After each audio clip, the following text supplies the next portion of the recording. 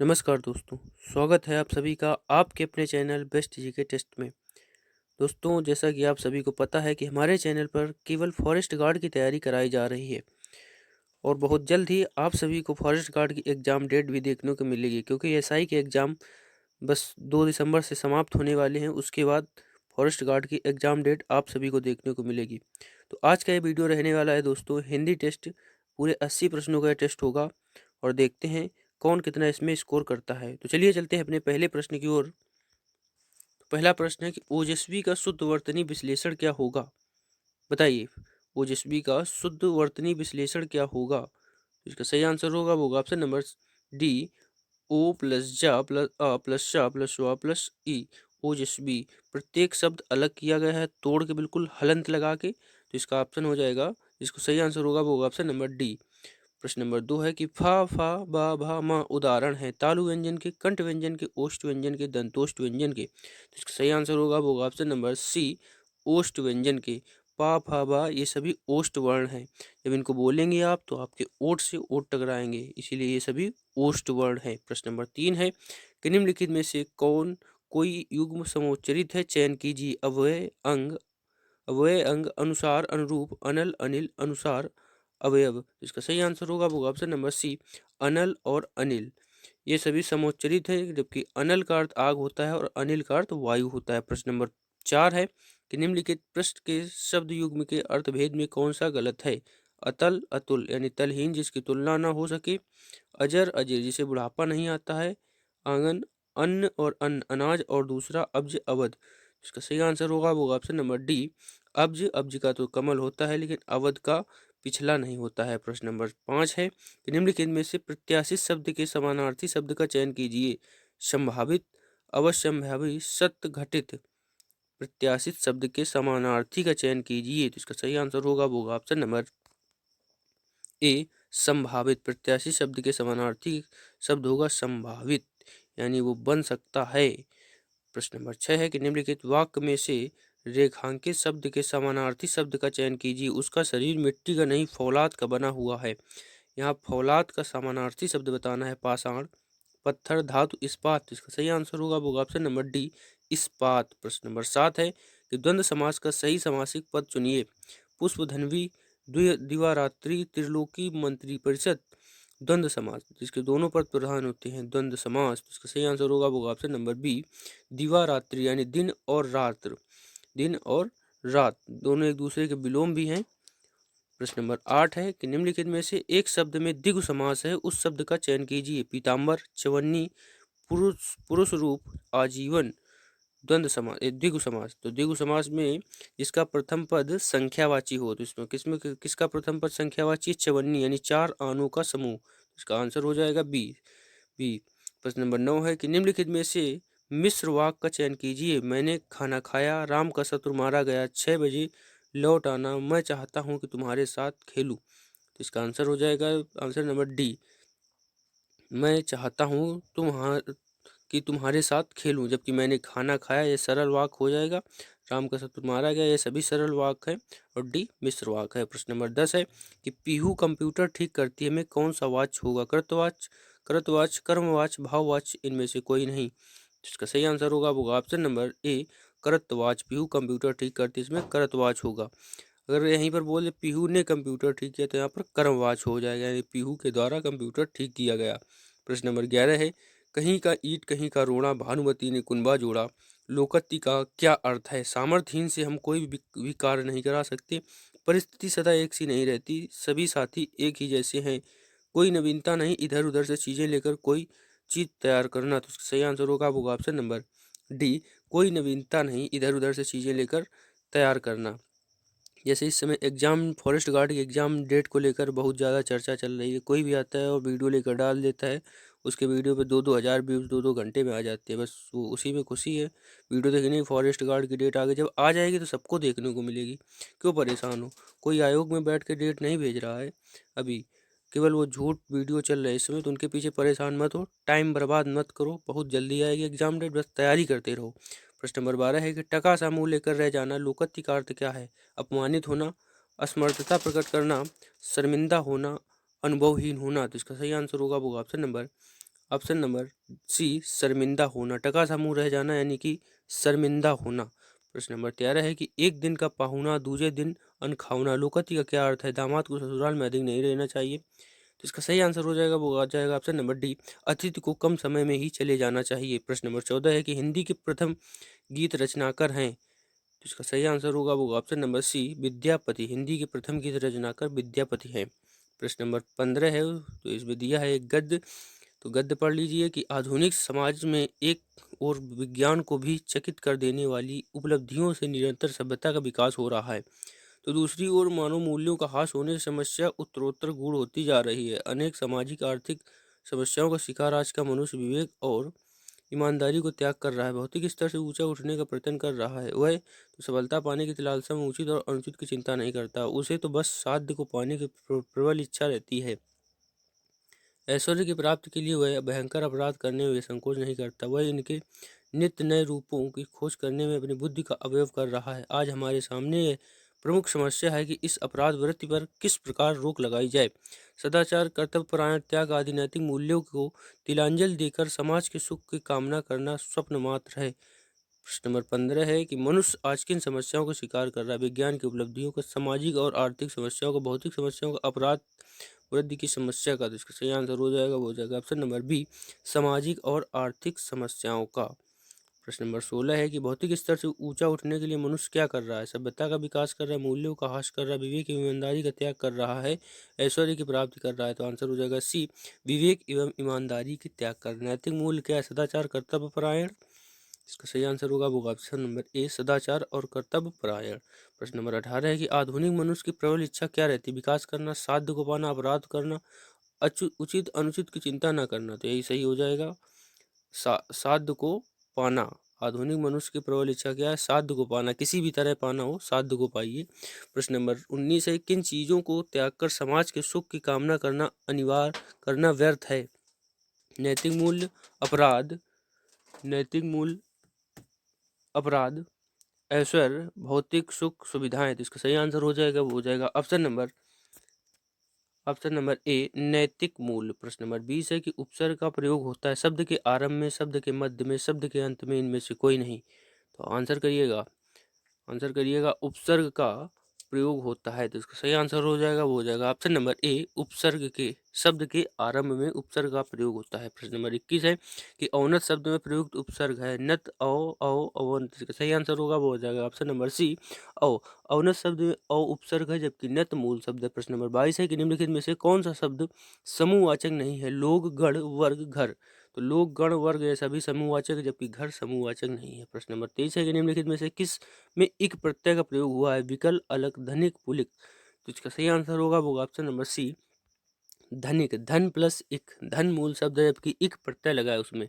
प्रश्न नंबर 24 है कि म्याऊं का ठौर पकड़ना मुहावरे का अर्थ है खतरे में पड़ना, बोलने न देना, आधारहीन रहना, खींच प्रकट करना। तो इसका सही आंसर हो जाएगा, वो जाएगा ऑप्शन नंबर ए खतरे में पड़ना। प्रश्न नंबर 25 है कि अंतर के पट खुलना मुहावरे का क्या अर्थ है? प्रशंसा करना, भेद खोलना, विवेक से काम लेना, अपमानित करना। तो इसका सही आंसर हो जाएगा, वो जाएगा ऑप्शन नंबर सी विवेक से काम लेना। प्रश्न नंबर 26 है कि चांदी की ऐनक लगाना मुहावरे का क्या अर्थ है? घूस लेकर ही किसी का काम करना, ना किसी न किसी प्रकार प्रतिष्ठा बनाए रखना, खूब लाभ होना, बहुत अमीर होना। तो इसका सही आंसर होगा, वो हो जाएगा ऑप्शन नंबर बी किसी न किसी प्रकार अपनी प्रतिष्ठा बनाए रखना। प्रश्न नंबर 27 है कि दिए गए वाक्यांश के लिए एक शब्द का प्रयोग कीजिए दूसरों के सुख के लिए अपने सुखों का त्याग, आत्मोत्सर्ग, आत्मसमर्पण, आदर्शवाद, आक्रांत।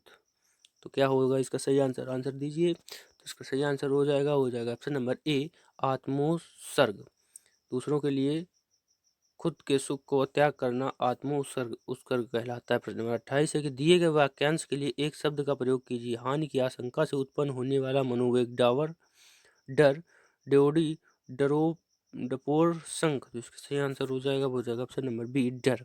हानि की आशंका से उत्पन्न होने वाला मनोवेग डर कहलाता है। प्रश्न नंबर 29 है कि विद्वानों ने छंदों के आधुनिक लक्षणों के आधार पर छंद के एक अन्य वर्ग को मान्यता दी, वह कौन सा है? वार्णिक छंद, मुक्तक छंद, विषम मात्रिक छंद, सममात्रिक छंद। इसका सही आंसर होगा जब हो जाएगा ऑप्शन नंबर बी मुक्तक छंद। प्रश्न नंबर 30 है कि चरणों की मात्रा, यति और गति के आधार पर निम्नलिखित में से कौन से छंद होते हैं? सम और विषम, सम विषम और अर्धसम, तो यही सही होगा इसका, सम, विषम और अर्धसम। प्रश्न नंबर 31 है कि समाचार संबंधी पत्र व्यवहार के लिए किसे संबोधित करना चाहिए? रिपोर्टर को, संपादक को, पत्रकार को, पाठक को? तो समाचार संबंधी पत्र व्यवहार के लिए संपादक को संबोधित करके पत्र लिखना चाहिए। प्रश्न नंबर 32 है कि निम्नलिखित में से शुद्ध वर्तनी का चयन कीजिए। अस्तित्व, अनुसरण, अलौकिक, मस्तिष्क। इसका सही आंसर हो जाएगा, वो हो जाएगा ऑप्शन नंबर बी, अनुसरण। अनुसरण सही है, जबकि मस्तिष्क में वो षटकोण वाली सा आधी नहीं बनी है।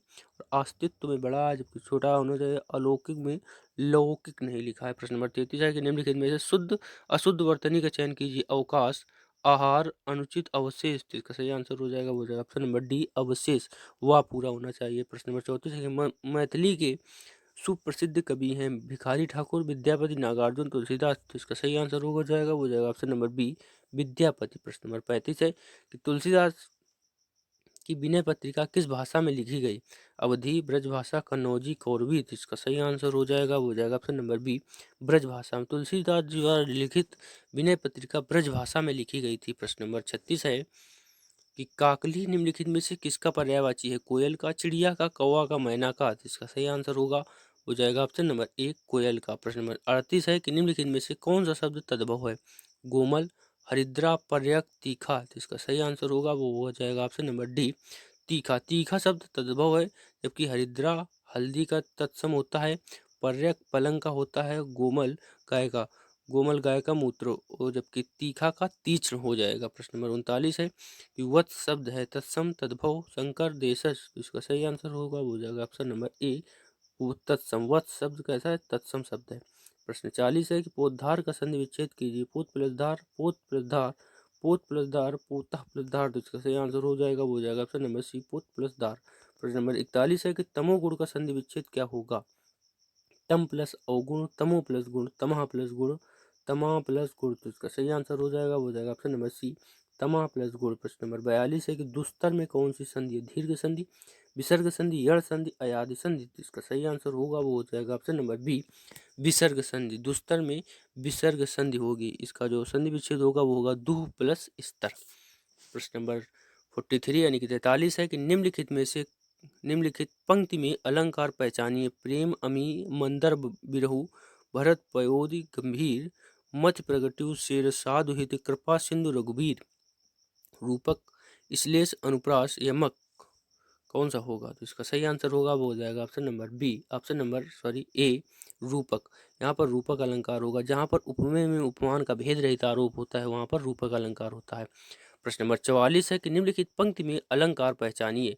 बिल बिचारी प्रवेशन, लगो न सुंड में व्याल, ताहुकारी सिंधु उक, भ्रम लियो उठाए, उठाए उताल। तो इसका सही आंसर जो इसके ऑप्शन रखे हुए होंगे, रूपक, श्लेष, उत्प्रेक्षा, भ्रांतिमान। तो सही आंसर करिएगा, तो सही आंसर हो जाएगा इसका डी, भ्रांतिमान। यहाँ पर भ्रांतिमान अलंकार है। प्रश्न नंबर 45 है कि निम्नलिखित में से शुद्ध वाक्य छाटिए। अनेकों लोग वहां आए हुए थे। इसका सही आंसर होगा, वो हो जाएगा ऑप्शन नंबर बी, वहां अनेक लोग आए हुए थे। प्रश्न नंबर 46 है कि निम्नलिखित में से शुद्ध वाक्य छाटिए। बताइए शुद्ध वाक्य कौन सा होगा? गुरु जी के चरणों में उसने सिर झुकाया, उसने सिर झुकाया गुरु जी के चरणों में, सिर झुकाया उसने गुरु जी के चरणों में, उसने गुरु जी के चरणों में सिर झुकाया। तो इसका सही आंसर बताइए। तो इसका सही आंसर हो जाएगा डी, उसने गुरु जी के चरणों में सिर झुकाया। प्रश्न नंबर 47 हो जाएगा कि अनेकार्थी शब्द तिलक के लिए निम्नलिखित में से एक अर्थ नहीं है, उसे चुनिए। व्याख्या, धब्बा, अपाहित, टीका। तो इसका सही आंसर होगा, वो हो जाएगा ऑप्शन नंबर सी, अपाहित। अनेकार्थी शब्द तिलक के लिए अपाहित शब्द नहीं होगा, जबकि व्याख्या, टीका ये सभी तिलक के समानार्थी शब्द हैं, यानी कि अनेकार्थी शब्द है। प्रश्न नंबर 48 है कि निम्नलिखित अनुलोम विलोम युग्म में से कोई एक युग्म सही नहीं है, उसका चयन कीजिए। मिश्रित, अमिश्रित, मुख्य, गौड़, मित्र, दोस्त। तो इसका सही आंसर करिए। तो इसका जो सही आंसर होगा वो हो जाएगा ऑप्शन नंबर सी, मित्र दोस्त। यहाँ पर मित्र दोस्त नहीं, मित्र शत्रु होना चाहिए, क्योंकि विलोम होने की बात कर रहे हैं, तो मित्र का विलोम क्या होता है? शत्रु। प्रश्न नंबर 49 है कि निम्नलिखित अनुलोम विलोम युग्मों में से कोई एक युग्म सही है, चयन कीजिए। प्रीति, प्रेम, प्राप्त, अप्राप्त, अप्राय, दुष्प्राय। तो इसका सही आंसर होगा, वो हो जाएगा ऑप्शन नंबर बी, प्राप्त, अपर्याप्त। यही सही है। प्रश्न नंबर 50 है कि दो समानार्थी शब्दों के पुनरुक्त के बीच में विराम चिन्ह का प्रयोग होता है? अपूर्ण विराम, लोभ सूचक, समानता सूचक, योजक चिन्ह। तो इसका सही आंसर हो जाएगा ऑप्शन नंबर डी, योजक चिन्ह। दो समानार्थी शब्दों के बीच योजक चिन्ह का प्रयोग होता है, जैसे बार बार के बीच योजक चिन्ह का प्रयोग हो जाएगा। प्रश्न नंबर 51 है कि हिंदी के प्रमुख महाकाव्य पद्मावत के रचयिता कौन है? रामधारी सिंह दिनकर, तुलसीदास जी, मलिक मोहम्मद जयसी, जयशंकर प्रसाद। तो इसका सही आंसर हो जाएगा option number C, Malik Mohammad Jayasi. Padmavat महाकाव्य मलिक मोहम्मद जयसी द्वारा लिखित है। प्रश्न नंबर 52 है कि करुण रस को यमराज की उपाधि किसने दी? भरत मुनि ने, दंडी ने, पंडित राज ने, भवभूति ने। तो इसका सही आंसर हो जाएगा ऑप्शन नंबर डी, भवभूति ने। करुण रस को यमराज की उपाधि भवभूति जी ने दी। प्रश्न नंबर 53 है बिहारी मुख्यतः किस रस के कवि हैं? करुण रस, श्रृंगार रस, भयानक, वीर।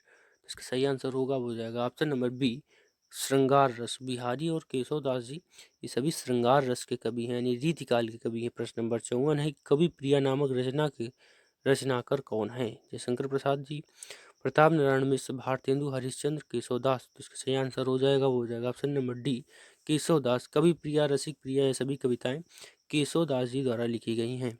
प्रश्न नंबर 55 है कि पद्माकर की रचना निम्नलिखित में से कौन सी है? गंगा लहरी, ललित कलाम, रस विलास, विरह लीला। तो इसका सही आंसर हो जाएगा ऑप्शन नंबर ए, गंगा लहरी। प्रश्न नंबर 56 है कोयल का शुद्ध वर्तनी विश्लेषण कीजिए। तो कोयल के सभी शब्द अलग कर दीजिए। तो का प्लस ओ प्लस या प्लस आ प्लस ला प्लस या, यानी ऑप्शन नंबर सी, कोयल। प्रश्न नंबर 57 है कि दा प्लस ड्रा प्लस आ प्लस वा ई ता, इनको सभी को जोड़ेंगे तो क्या हो जाएगा? द्रवित। ऑप्शन नंबर ए, द्रवित। प्रश्न नंबर 58 है कि निम्नलिखित में से कोई एक युग्म समोच्चारित नहीं, उसका चयन कीजिए। कोश, कोश, करोड़, क्रोड़, कर्ण, कान, कर्म, क्रम। तो इसका सही आंसर हो जाएगा ऑप्शन नंबर सी, कर्ण और कान। प्रश्न नंबर 59 है कि निम्नलिखित विकल्पों में से शुद्ध शब्द युग्म को अर्थभेद में कौन सा गलत है? कल्पना, कल्पना। तो इसका सही आंसर हो जाएगा ऑप्शन नंबर बी, कांति और क्लांति। प्रश्न नंबर 60 है कि निम्नलिखित में से पारितोषिक शब्द के समानार्थी शब्द का चयन कीजिए। पुरस्कार, परोपकार, प्रवीणता, चतुरता। पारितोषिक शब्द के समानार्थी शब्द का चयन कीजिए। इसका आंसर नंबर हो जाएगा ए, पुरस्कार। पारितोषिक का समानार्थी होता है पुरस्कार। प्रश्न नंबर 61 है निम्नलिखित वाक्य में से रेखांकित शब्द के समानार्थी शब्द का चयन कीजिए। सूर्योदय से पूर्व दिशा रंजित थी। रंजित शब्द का समानार्थी बताना है। सुशोभित, लालिमा युक्त, आलोकित, मंडित। तो इसका सही आंसर हो जाएगा ऑप्शन नंबर सी, आलोकित। रंजित का अर्थ क्या होता है? आलोकित। समानार्थी शब्द होता है। प्रश्न नंबर 62 है कि नकटा शब्द का समास विग्रह है। नाक है जिसकी कटी, नाक से कटा, नाक के लिए कटा, नाक कटी है जिसकी। जिसका सही आंसर हो जाएगा ऑप्शन नंबर डी, नाक है कटी जिसकी। नकटा का संधि विच्छेद क्या हो, समासिक विग्रह क्या होगा? नाक कटी है जिसकी। प्रश्न नंबर 63 है कि द्विगु समास का उदाहरण नहीं है। चौगुना, चौमासा, त्रिफला, चंद्रमुख। इसका सही आंसर हो जाएगा ऑप्शन नंबर डी, चंद्रमुख। द्विगु समास का उदाहरण है चंद्रमुख। जबकि द्विगु समाज में पहला पद संख्यावाची होता है। चौगुना 4 गुना, और चौमासा 4 माहों का समूह, त्रिफला 3 फलों का समूह। इनमें सभी में पहला पद संख्यावाचक है, जबकि चंद्रमुख में पहला पद संख्यावाचक नहीं है। प्रश्न नंबर 64 है कि षडानन शब्द का समासिक विग्रह है। 6 है आनंद जिसके, 6 आनंद का समाहार, 6 है आनंद, इनमें से कोई नहीं। तो इसका सही आंसर हो जाएगा ऑप्शन नंबर ए, 6 है आनंद जिसके। प्रश्न नंबर 65 है कि निम्नलिखित वाक्यों में से निश्चयवाचक वाक्य का चयन कीजिए। ये कहाँ चला गया? कृपया दरवाजा खोलिए, मैंने सब काम कर लिया, उसे एक तार दिया जाए। तो इसका सही आंसर हो जाएगा ऑप्शन नंबर सी, मैंने सब काम कर लिया है। निश्चय है कि मैंने सब काम कर लिया। प्रश्न नंबर 66 है कि फैक्ट्री बंद करा दी गई। उपयुक्त वाक्य में कौन सा वाच्य है? कृतवाच्य, कर्मवाच्य, भाववाच्य। तो इसका सही आंसर हो जाएगा ऑप्शन नंबर बी, कर्मवाच्य। फैक्ट्री बंद करा दी गई, यदि फैक्ट्री बंद कर दी गई तो यहाँ पर कृतवाच्य हो जाता, जबकि फैक्ट्री बंद कराई गई है तो यहाँ पर हो जाएगा कर्मवाच्य। प्रश्न नंबर 67 है कि एग्रीमेंट का सही हिंदी अनुवाद है। निविदा, संविदा, बंध पत्र, अनुबंध पत्र। तो इसका सही आंसर हो जाएगा ऑप्शन नंबर डी, अनुबंध पत्र। प्रश्न नंबर 68 है कि 100 सयाने एक मत। लोकोक्ति का क्या अर्थ है? कुछ भी निश्चित न होकर कर पाना, ज्यादा चालाक बनना, अपने विचारों से भिन्नता होना, बुद्धिमानों के विचार एक से होते हैं।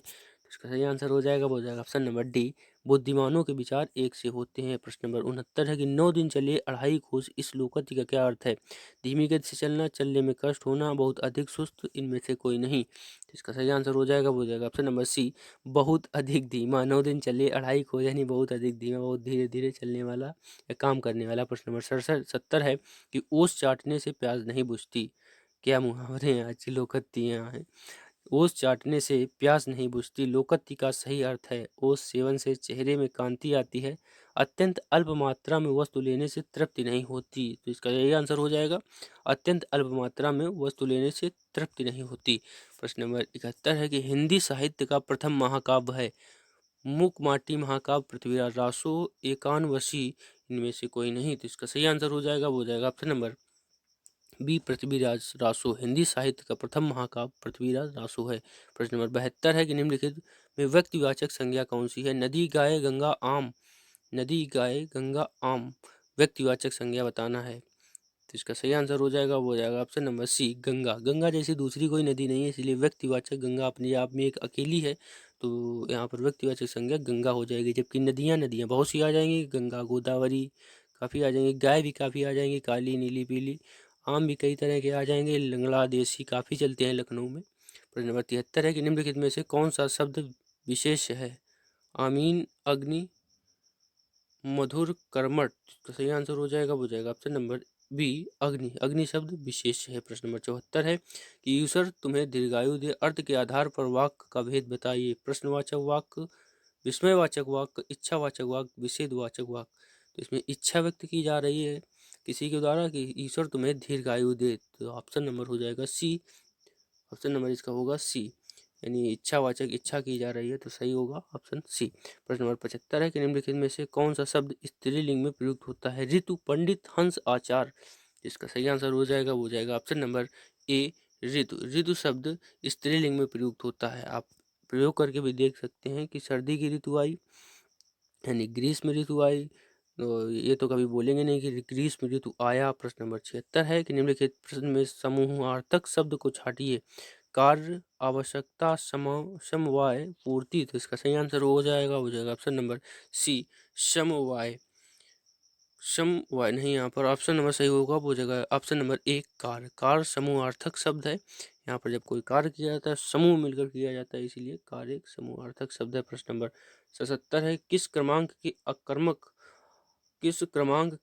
अकर्मक क्रिया है? वह दिन भर खाता रहा, वह रात भर नहीं सोया, वह ही सदा दुहता है।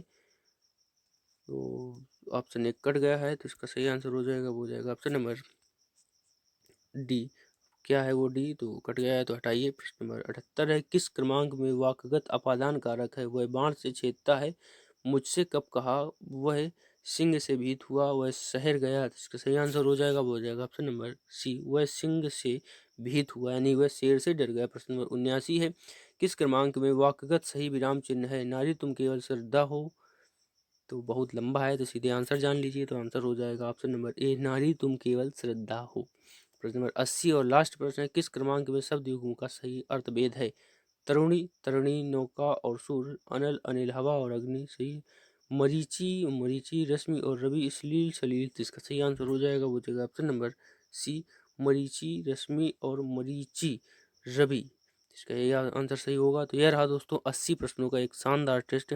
यदि आपको अच्छा लगा हो तो वीडियो लाइक कर दें, और लगे कि वीडियो मेहनत हुई है तो चैनल को दोस्तों सब्सक्राइब कर लें और हमसे जुड़े रहें, जिससे कि कोई भी नया वीडियो लाएं तो आपको सबसे पहले नोटिफिकेशन मिले और आप देखें उसे, आपका लाभ हो। चलिए चलते हैं दोस्तों इस वीडियो के साथ। नमस्कार, जय हिंद, राधे राधे, राम राम।